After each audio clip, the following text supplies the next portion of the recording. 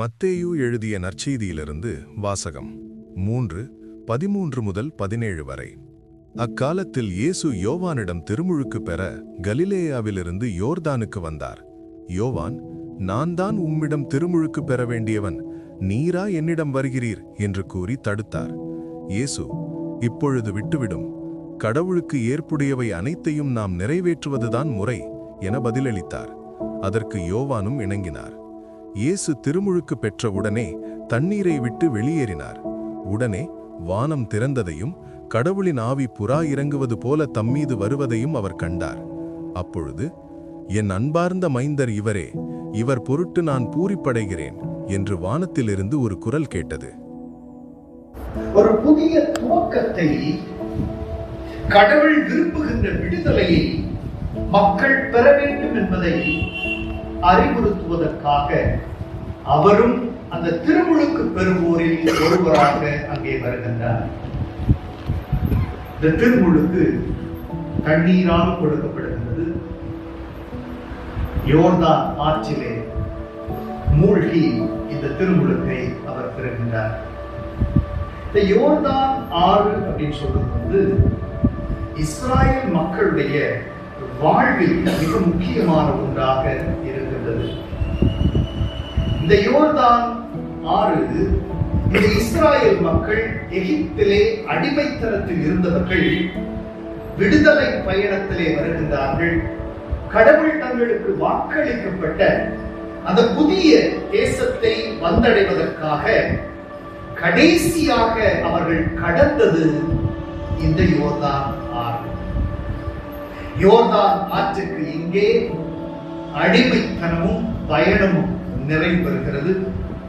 யோர்தான் ஆற்றுக்கு அங்கே ஒரு புதிய வாழ்வு, உரிமை வாழ்வு அவர்களுக்கு கிடைக்கிறது. இது ஒரு முக்கியமான ஒரு பகுதியாக இருக்கிறது. இங்குதான் ஆண்டவர் இயேசு திருமுழுக்கு பெற வருகின்றார். அதுல ஒரு காட்சியை பற்றி விவிலியம் நமக்கு சொல்லுகிறது. இந்த காட்சி என்னவென்றால், வானம் திறந்ததையும் கடவுளின் ஆவி புறா இறங்குவதைப் போல தம் மீது வருவதையும் அவர் கண்டார். நம்ம இளைஞர்கள் மிக மிக அருமையாக அந்த வானம் திறந்து வெண்புறா போல இறங்கி வர வேண்டும் என்ற பாடலை தியான பாடலாக பாடினார்கள்.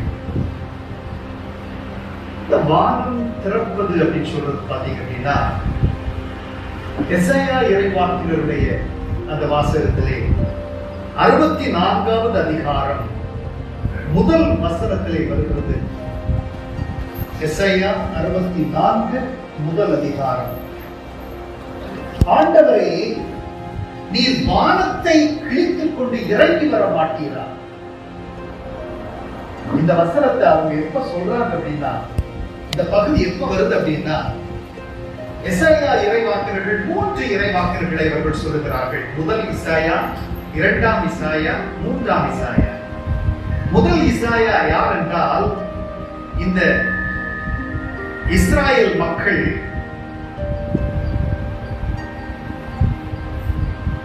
பாபிலோனிய அடிமைத்தனத்திற்கு கொண்டு செல்லப்படுவதற்கு முன்பு அவர்களுக்கு நற்செய்தி அறிவித்தவர் தான் எசாயா இறைவாக்கினர் முதல்.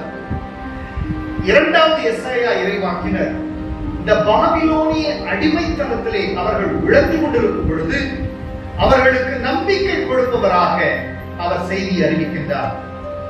3வது பகுதியானது இந்த எசாயா இறைவாக்கினர் பாபிலோனிய அடிமைத்தனத்திலிருந்து மீண்டும் இந்த யூதர்கள் தன்னுடைய சொந்த நாட்டிற்கு திருப்பி அனுப்பப்பட்ட பிறகு அவர்களுக்கு கடவுள் நமக்கு புதிய வாழ்வு அளிப்பார், அவர் நம்மை காக்க வருவார் என்ற ஒரு செய்தியை கொடுக்கிறார்.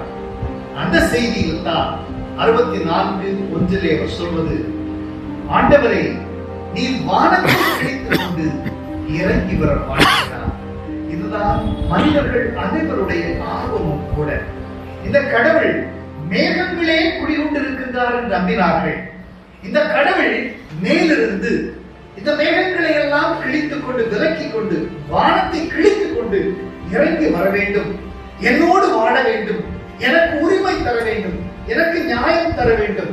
இதுதான் எல்லா மனிதர்களுடைய வேண்டல்களாகவும் இப்பொழுதுமே இருந்து கொண்டிருக்கின்றது.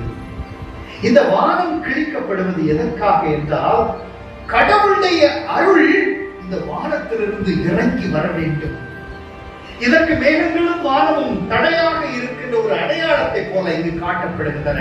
எனவேதான் வானத்தை கிழித்துக் கொண்டு நீர் வரமாட்டீரார் என்று சொன்னார்களே, இப்பொழுது ஆண்டவர் இயேசுவிலே அது நிறைவுறுகிறது. கடவுள் தன்னுடைய இடத்திலிருந்து மனித நிலைக்கு அவர் இறங்கி வருகிறார். எல்லா தடைகளையும் நீக்கி தன்னுடைய பிள்ளைகளை அவர் காண வருகிறார்.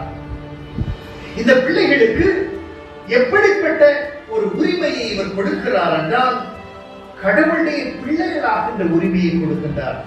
இதுவரை யாரோ என்று இருந்தவர்களை இந்த கடவுள் தன்னுடைய பிள்ளைகளாக ஏற்றுக்கொள்ளுகின்றார். எனவேதான் இந்த வானத்திலிருந்து வெண்புறா தூய ஆவியானவர் அவர் மீது இறங்கி வந்த பொழுது ஒரு குரல் ஒலி கேட்டது, இவரே என் அன்பார்ந்த மகன். இது இரண்டு விதமாக பார்க்கலாம். ஒன்று ஆண்டவர் இயேசு வேறு யாரும் அல்ல, என்னுடைய திருமகன், இவருக்கு செவிசாயுங்கள் என்று தந்தை இறைவனே அவருக்கு சாத்து பகருகின்ற விதமாக இந்த குரலில் எடுத்துக் கொள்ளலாம். இன்னொன்று, இந்த மகன் உலகில் வந்திருக்கிறார். இந்த மகனோடு உலகில் வந்துள்ள நீங்கள், இவரால் நீங்கள் மீட்கப்படும் பொழுது நீங்களும் என்னுடைய அன்பார்ந்த பிள்ளைகள் அப்படின்ற ஒரு செய்தி தான் கொடுக்கப்படும். நமக்கு ஞானஸ்தானம் கொடுக்குறாங்க இல்லையா? என்ன அடையாளங்கள்லாம் பயன்படுத்துவோம் ஞானஸ்தானம்? மிக முக்கியமானது ஞானஸ்தானம். அந்த காலத்துல எல்லாம் மூழ்கித்தான் ஞானஸ்தானம் எடுத்தாங்க. அந்த தண்ணியில மூழ்கி எழுப்புகிற அந்த அடையாளங்கள் இருக்கு. அது எதுனா, தண்ணீரில் மூழ்கும் பொழுது ஆண்டவர் இயேசு சிலுவையில் அறைந்து கொல்லப்பட்டு இந்த மண்ணிலே புதைக்கப்பட்டார். எல்லோரோடும் சமமாக அவர் தன்னை ஆக்கினார். சாவிலும் அவர் பங்கெடுத்தார். எனவே அதை நினைவு கூறுகின்ற வகையிலே நாம் தண்ணீரில் மூழ்கிறோம். மூழ்கிய நாம் தண்ணீரிலிருந்து எழும்பும் போது பழைய மனிதர்கள் இறந்து விட்டார்கள். புதிய மனிதனாக தண்ணீரிலிருந்து நாம் மேலே எழுகிறோம். ஆண்டவர் இயேசு சாவை வெற்றி கொண்டு மண்ணிலிருந்து உயிர் தெழுந்ததை போல அவருடைய உயிர்ப்பிலே நாம் பங்கெடுக்கின்றோம். என்ற அடையாளத்திலே நாம் தண்ணீரில் மூழ்கி புதிய மனிதர்களாக வெளியே எழுகிறோம். அழித்து கொள்ள நமக்கு ஒரு வாய்ப்பாக அமைகிறது. இப்படிப்பட்ட இந்த கடவுள் என் மைந்தன் என்று சொல்லக்கூடிய அளவுக்கு உள்ள மனிதர்கள் எல்லாம் எப்படிப்பட்டவர்கள் என்பதை இந்த முதல் வாசகம் குறிப்பிடுகிறது. இதோ என்னுடைய ஊழியர். அது எசாயா இறைவாக்கினுடைய நூலிலிருந்து தான் எடுக்கப்பட்ட முதல் வாசகம் 42. இதோ என்னுடைய ஊழியர். இவர் எப்படிப்பட்டவரா? அவருக்கு நான் ஆறுதல் அளிக்கிறேன். சரியா? அவருக்கு நான் ஆதரவு அளிக்கிறேன். என்னுடைய உதவி என்னுடைய ஊழியருக்கு உண்டு. நான் தேர்ந்து கொண்டவர் அவர். அவரால் என் நெஞ்சம் பூரிப்படைகின்றது. இதே வார்த்தையை தான் ஆண்டவர் இயேசு திருமுழுக்கு பெற்று வெளியே வந்த நேரத்தில் இவரை பற்றி நான் பூரிப்படைகிறேன் என்று கடவுள் சொல்லுகிறார். அவருள் என் ஆவி தங்கும்படி செய்தேன். மக்களினங்களுக்கு இவர் நீதி வழங்குவார்.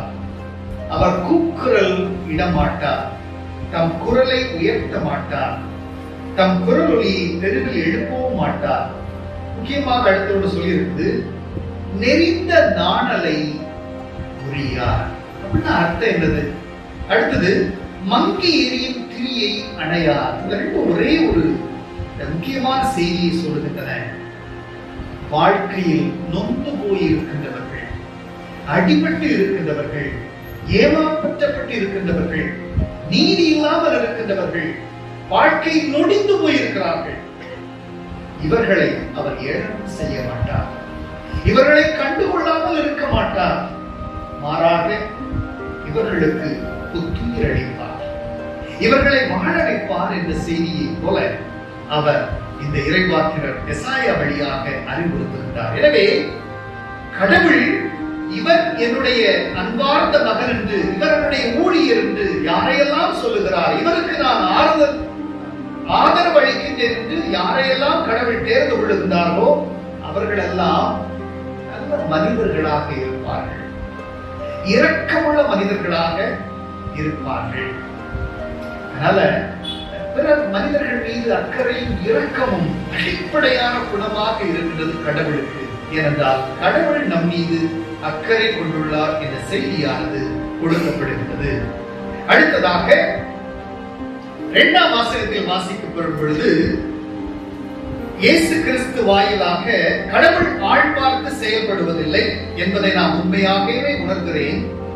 எல்லா இனத்தாரிலும் அவருக்கு அஞ்சி நேர்மையாக செயல்படுவரே அவருக்கு ஏற்றவர்கள். இங்க எல்லா இனத்தவரும் நாம கடவுளுடைய பிள்ளைகளாகனா நமக்கு என்ன தகுதி வேணும் அப்படின்னா, அவர்கள் எல்லாமே கடவுளுடைய பிள்ளைகள்.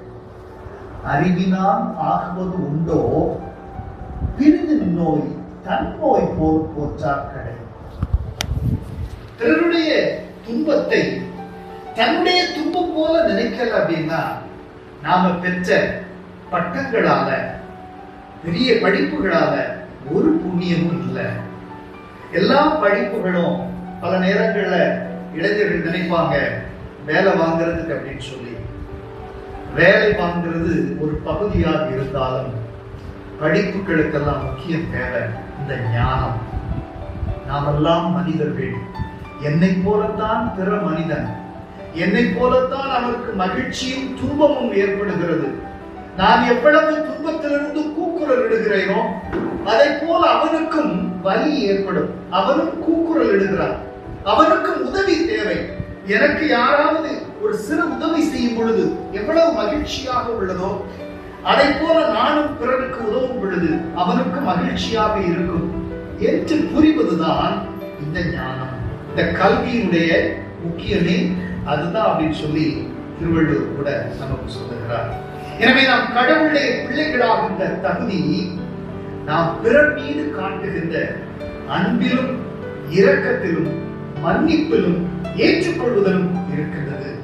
ஏனென்றால் நாம் வித்தியாசமானவர்களாக பிறந்திருக்கலாம், வெவ்வேறு குடும்பங்களில் வெவ்வேறு சூழ்நிலைகளில் பிறந்திருக்கலாம். ஆனாலும் நாம் திருமுழுக்கிலே ஒரே கடவுளுடைய அதே பிள்ளைகளாக மாறுகிறோம். நம்மிடையே இருக்கின்ற எல்லா வித்தியாசங்களும் மறைந்து போகின்றன. நான் கிறிஸ்துவனுடைய பிள்ளை, நான் கிறிஸ்தவர் என்று சொல்லும் பொழுது கிறிஸ்துவை நான் ஆடையாக அணிந்திருக்கிறேன். அரசியல் நடத்துறது என்ன அப்படின்னா நாம் எல்லாம் சமம் இல்லை என்று அந்த அரசு அந்த பிரச்சாரர்களும் சொல்லிக் கொண்டிருப்பது. நாமெல்லாம் சமம் இல்லை.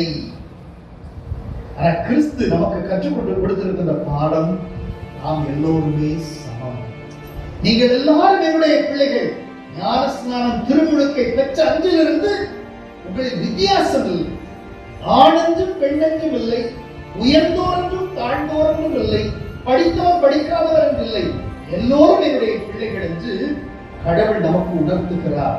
எனவேதான் ஆதி குடியில் இருந்த ஆதி கிறிஸ்தவர்கள் எல்லாம் தங்களிடையே உள்ள செல்வங்களை எல்லாம் பொதுவாக பகிர்ந்து கொண்டார்கள். அவர்களிடையே ஏழைகள் என்று யாருமே இருக்கவில்லை என்று சொல்லலாம். திருவுழியத்திலே நாம் வாசிக்க கேட்கிறோம். அப்படியானால் கடவுளுடைய பிள்ளைகளுக்குரிய அந்த உரிமையை பெறுவதற்கு நாம் நிறைய உழைக்க வேண்டியிருக்கிறது. அதற்கான ஆற்றலையும் அவர்களை ஆண்டவர்களை மன்றாடுவோம். ஆண்டவரே, நீர் திருமுழுக்கு பெற்ற பொழுது தந்தை இறைவன் உம்மை ஏற்றுக்கொண்டு இதோ என்னுடைய மகன், இவரிடம் நான் பூரிப்படைகிறேன் என்று சொன்னதை போல ஆண்டவரே, என்னை பார்த்தும் தந்தை இறைவன் அப்படி சொல்ல மாட்டாரா?